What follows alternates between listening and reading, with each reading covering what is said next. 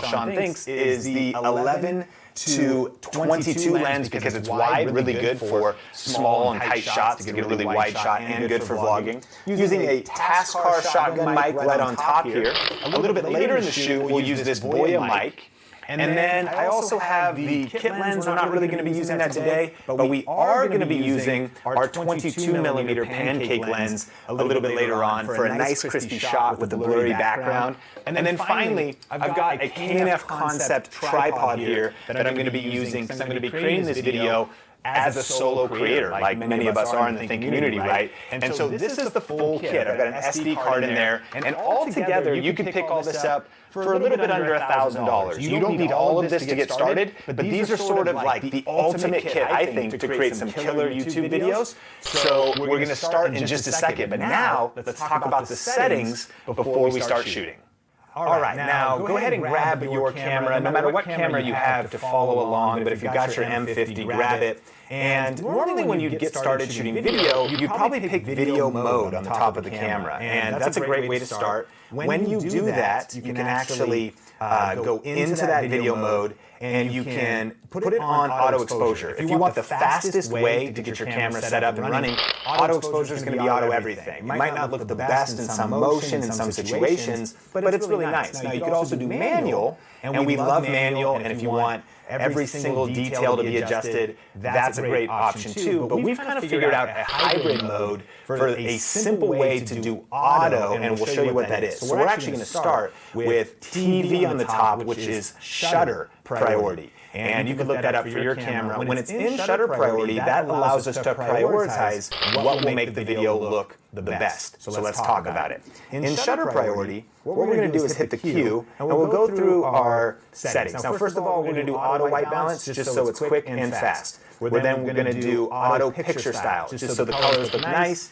If we were going to color grade later, I would shoot on neutral, but because we want this to be a quick edit and export, drop it on YouTube, we're just going to have auto white balance, auto on that picture profile, and then I'm going to choose an autofocus mode of my face, at least initially, when I'm vlogging and I'm on camera. I'm going to be shooting a video for my Sean channel of a home office tour, and so when I'm on camera, I'll do the face focus, and then when I'm shooting room shots, I can do kind of zone focus and tap certain areas. But then the biggest thing here now is our frame rate. And so if you want 24 frames a second, which is kind of a film look, you could choose that. If you want more slow motion or faster, if you're doing sports or something, you could do 60 frames. But typically I shoot at 29.97 or 30 frames a second. Now, once you pick your frame rate, so pick 29 frames a second, 1080p is perfect, is then your shutter follows the 180-degree rule, which means if you're shooting 30 frames a second, you want your shutter speed at 60. If you're shooting 24 frames a second, you want your shutter speed at 50. Again, it's double whatever your frame rate is. And so the cool thing about shutter priority is it's going to always keep our shutter at 60. Therefore, the motion will always look good in the video. And then finally, we're going to go over to ISO here and actually put it on auto. So that way, the camera will adjust the lighting brighter or darker accordingly. Now, the final thing to note here is that this lens is we're picking it because we're shooting these wide room shots and it's really good for vlogging. It's the 11 to 22 Canon lens, but because the aperture is f4, it's a little bit dark. So the ISO might go up a little bit high, but we're just going to live with that. I mean, it is what it is, and ISO is where we're going to get that lighting. And here's what I mean, is that if you want your video quality to look the best, you probably don't want to go over ISO 400 or 800 on this camera. If you want to just kind of vlog and take people with you and you don't have extra lighting, well then it might go higher and it's just going to affect the image quality. One thing to remember about ISO is that lower is going to be not as much light being let in, but it's going to be a better image quality. If you can get enough light or you can shoot outdoors. The higher you go, the more grainy the image is and the more it falls apart. So sometimes you need to go higher to get the light, but keeping it as low as possible will keep your image quality as high as possible. And with that, we're ready to shoot.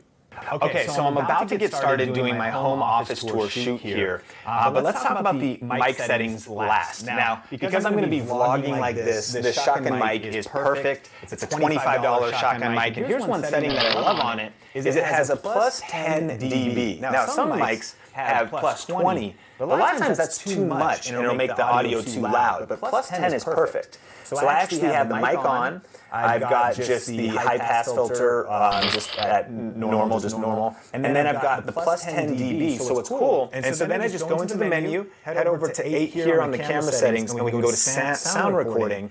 And we make sure the sound recording's on manual. Here's the thing, if it's on auto, it has this kind of AGC, auto gain control, which brings in a lot of noise and even hiss sometimes because it's searching for voices. So when it's on manual, it means the audio's locked. And so what's nice here is I can then take this setting right here and just get the gain perfect for my voice. And so if I'm right in front of the camera, I want it to be never hitting red and only really hitting that kind of 12 dB. That's our target. So if I'm in yellow, I'm in front of the camera, I go, okay, that's nice and clean. If I get a little bit further, and so that is going to be really crispy audio settings. Our shotgun mic setup, our audio levels are ready, all of our camera settings are ready, so I'm ready to shoot my video. So a couple reasons why I love this setup is, of course, the flip screen, so I can always get a good shot composition of myself on camera. I love the wide-angle lens, especially for like a room tour video because it gets very wide shots. But then I also love this Joby tripod because I can not just vlog with it and take people with me, but then I can quickly set it down and get a nice shot like this. So throughout this video, I'm going to be moving from room to room, and this is a very versatile setup for all that content.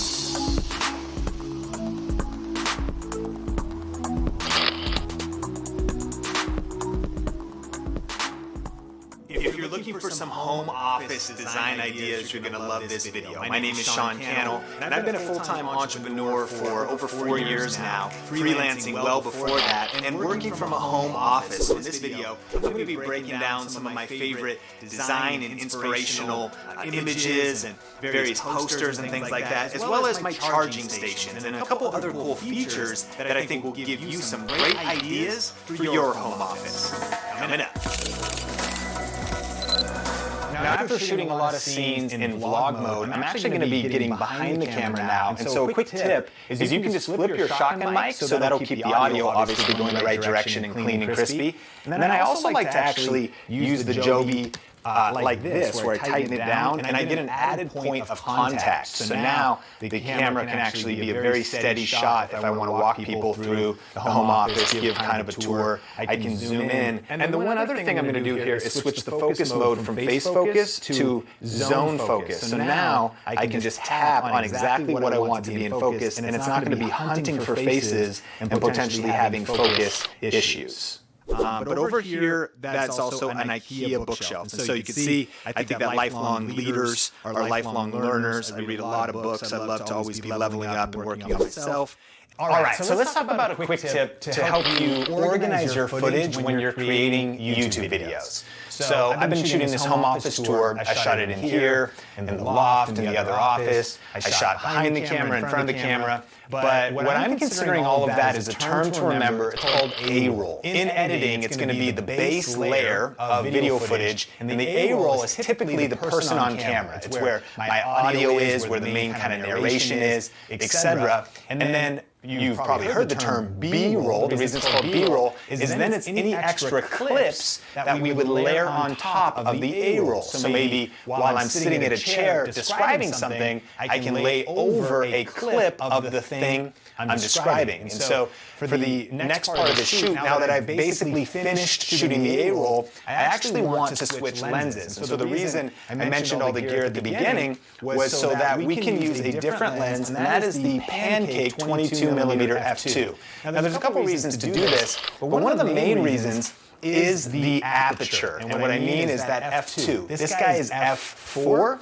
This one is f2. That is a big difference. What a faster aperture, and faster is the lower number, what an f2 aperture will do for you is allow the image to be better in lower light. It basically is a wider aperture. It lets more light into the camera. And so in these darker scenes, like when I'm filming over here on f4, and remember our auto ISO settings, there's actually not a ton of light in these corners. This lens will make that look beautiful and be able to do better in lower light situations. This lens, not as much. And then the other thing that F2 is going to do for us is it's going to give us a shallow depth of field and a blurry background. And so actually, before I finish out this video shooting some B-roll, what I'm going to do is put the camera on this tripod, and that's what I'm going to use this for. I'm going to use this tripod to get some smooth panning shots of the room. Again, this is a room tour, kind of home office tour. And so what I can do on here is this K&F tripod has nice smooth panning. I'm going to get some smooth panning shots, and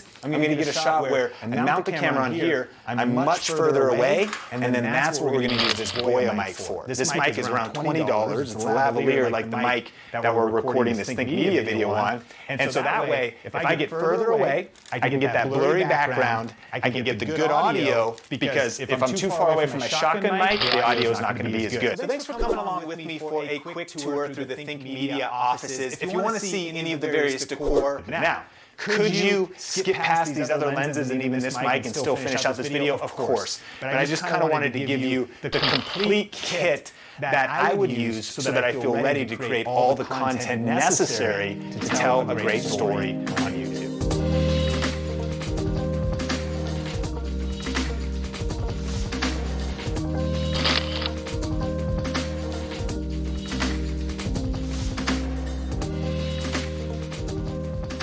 Alright, and so I just finished up shooting all of the B-roll clips that I wanted to shoot. Of course, I shot all the A-roll. And so that pretty much covers it. We have the gear, right, the settings. We went and shot all of our clips. But there's one thing we need to do before we get to editing, and that is create the thumbnail. One of the biggest things people miss on YouTube is being like, oh shoot, I'm just going to pull a clip out of the video for the thumbnail. I recommend actually shooting specific thumbnail photography, and then I've got some tips in Photoshop for editing your thumbnail. So that's part 2 of this video. If you want to watch that, click or tap the YouTube card, or we'll link to the entire series in the description below. In part 3, I'm going to go through how I edit this video, and then in part 4, we'll talk about the best export settings and actually getting it uploaded onto YouTube. So check out the whole series, and remember, you can actually download a complete gear guide with other tutorials, tips for smartphone accessories, not just the Canon M50, but all kinds of different cameras we recommend here at Think Media. Grab that for free at thinkgearguide.com. Now, let's jump into some questions from part 1 in the series from the Think Media community. So Sarah asks, what are some shortcuts to make the filming process quicker and more efficient? I think there's a couple tips that I have, and the first one is outline your videos. You know, prior planning prevents poor performance. Like the more you plan out your content ahead of time,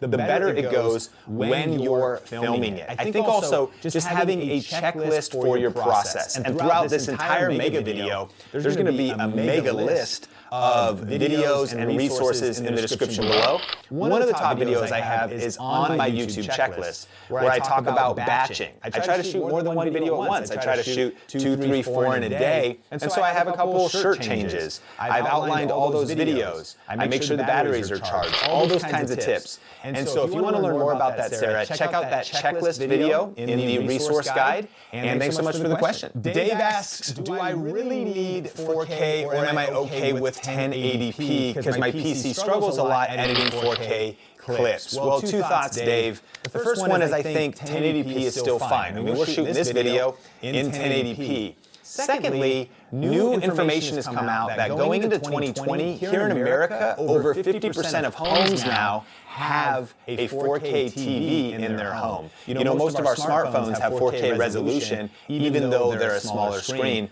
And so 4K is becoming more mainstream. Do I think you need it? No. I agree with you as well. It's harder to edit. It takes up more space on your computer. It can be a hassle. But if you really want to future-proof, then it may be something you either want to invest in now, or at least start thinking about and steering your content and your strategy towards for the future. James asks, can you do a little more on the custom settings for the M50? My first efforts with it were horrible. Well, James, first of all, no matter what camera you're shooting with, if you're watching this video, you got to give yourself patience. Your first videos, they're going to be your worst. videos. And yes, we actually have a video where Omar on the Think Media team broke down some deeper custom settings for the M50, so we'll put that in the resource guide. M-Tech Accessories asks, are you using a Takstar microphone? Yes, for the M50 setup and the shotgun microphone that I talk about in the video we just watched, it is a Takstar, great microphone that won't break the bank.